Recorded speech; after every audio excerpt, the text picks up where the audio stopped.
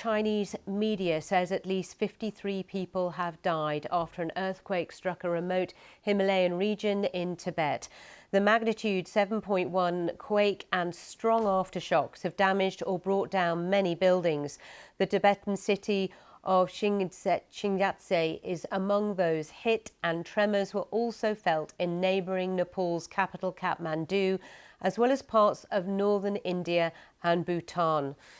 The Chinese military has launched rescue efforts and drones to the affected areas of Tibet as authorities start to assess the impact of the quake. Our China correspondent Laura Bicker has the details.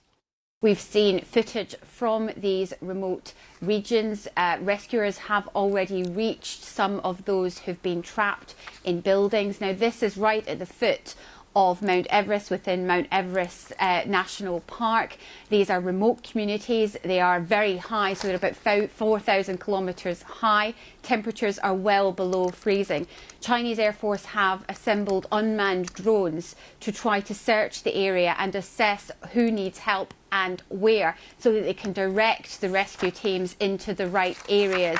We've seen that a lot of the buildings these are low-rise buildings, so they're not very high-rise buildings. Low-rise buildings have collapsed in some of the remote regions and remote communities.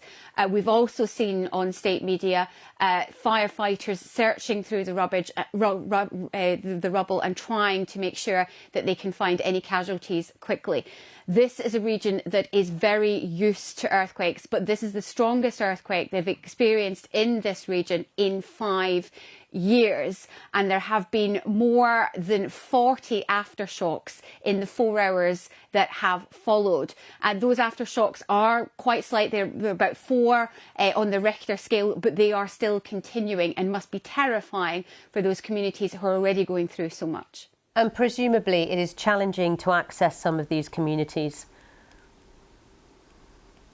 I think that's one of the reasons why the Chinese Air Force are using drones, unmanned drones, to try to assess the area. It seems the best way to try to cover as much area as possible and try to assess where to direct the rescue teams. There are hundreds of rescuers who've been dispatched from the local region already, from what we're hearing from state TV.